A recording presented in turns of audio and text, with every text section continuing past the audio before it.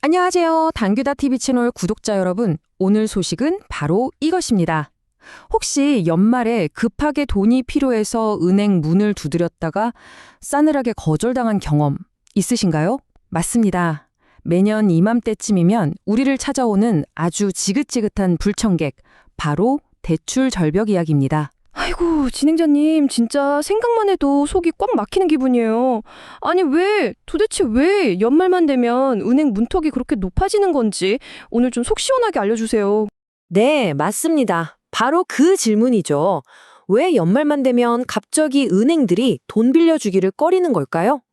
정말 많은 분들이 겪는 이 답답함. 오늘 저희 당기다 TV가 그 원인부터 대책까지 아주 샅샅이 파헤쳐서 시원하게 보여드리겠습니다. 자, 일단 가장 직접적인 이유는요, 생각보다 간단합니다. 은행들이 연초에 약속했던 대출 한도를 이미 다 써버렸기 때문이에요. 이 표를 한번 보시죠. 웬만한 은행들이 목표치의 100%를 훌쩍 넘겼죠? 한마디로 올해 장사는 끝났다, 곡간이 바닥났다는 신호입니다. 아니 잠깐만요, 진행자님.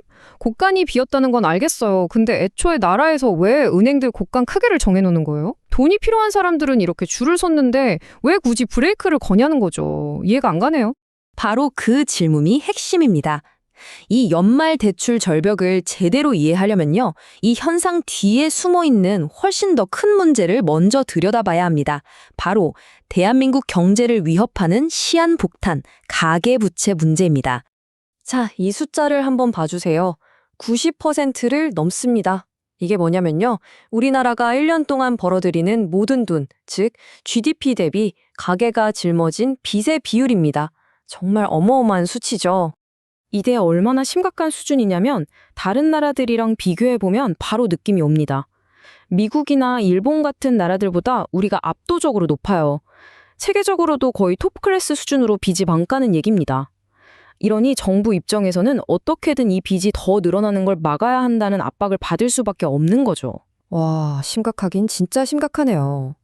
그건 알겠습니다. 근데요, 아무리 그래도 그렇지 관리하는 방식이 너무 뭐랄까 무식한 거 아닌가요? 그냥 연말 됐다고 문에 쾅 닫아버리는 게 최선이냐는 거죠. 이 방법 자체에 뭔가 문제가 있는 거 아니에요? 정확합니다. 바로 그겁니다. 많은 전문가들이 이구동성으로 지금의 관리 방식 자체가 아주 잘못됐다고 지적하고 있습니다.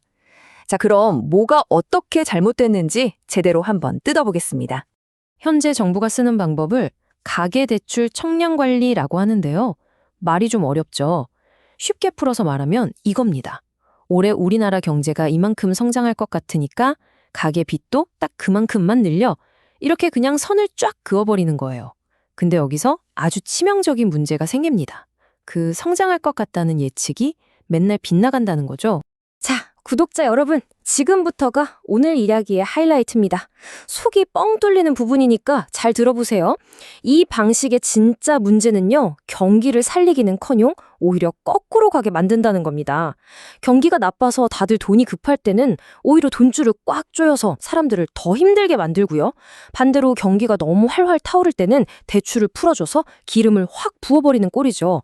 이걸 한마디로 뭐라고 하냐? 바로 불난집의 부채질하는 정책이라는 겁니다. 진짜 답답하지 않으세요? 아, 바로 그거였네요. 그래서 진짜 급전이 필요할 때는 돈 빌릴 길이 막막했던 거군요. 와, 정말 잘못돼도 한참 잘못된 것 같은데, 그럼 정부도 이 문제점을 알 거 아닙니까? 이걸 그냥 두고만 있는 건가요? 뭔가 다른 계획이 있기는 한 거죠? 네, 물론입니다. 정부도 그냥 손 놓고 있는 건 아니고요. 이 문제를 해결하기 위해서 아예 판을 바꾸려는 아주 큰 그림을 그리고 있습니다. 바로 우리나라 돈의 물기를 통째로 바꾸겠다는 건데요. 그 이름하여 생산적 금융으로의 대전환입니다. 이게 무슨 말이냐? 핵심은 이겁니다. 지금까지 우리 돈이 너무 아파트 사고 땅 사는 그런 비생산적인 곳으로만 흘러갔다는 반성에서 시작하는 거예요. 이제 그 물꼬를 터서 진짜로 우리나라 미래를 먹여 살릴 기업이나 신기술, 혁신적인 아이디어 쪽으로 돈이 제대로 흐르게 만들자는 아주 야심찬 계획인 거죠.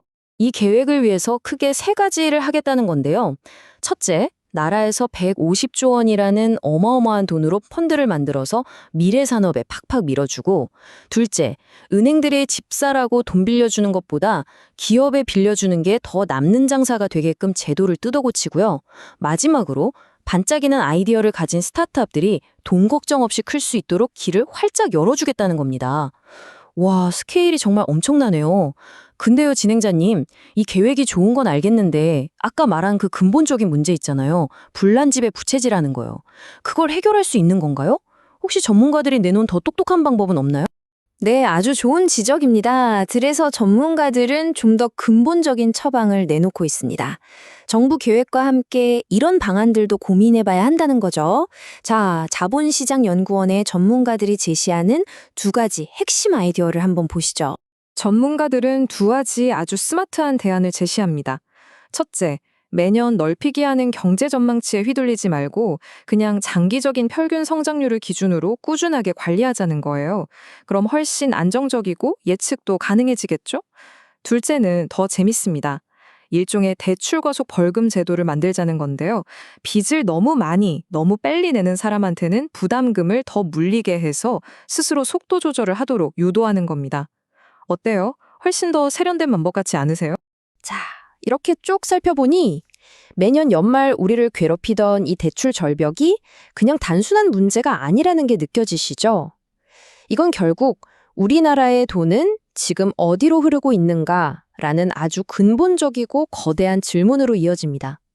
과연 우리의 돈은 우리의 미래를 위해 제대로 흐르고 있는 걸까요? 구독자 여러분도 한번 곰곰이 생각해 보시면 좋겠습니다. 네, 이렇게 복잡한 경제 문제의 맥을 짚어드리는 당신의 귀에 다양한 소식과 지식을 쏙쏙 당기다 TV였습니다. 오늘 저희 이야기가 여러분의 답답했던 속을 조금이라도 뻥 뚫어드렸다면 구독과 좋아요 꼭 좀 부탁드립니다. 저희는 더 시원하고 통쾌한 지식으로 다시 찾아뵙겠습니다. 감사합니다.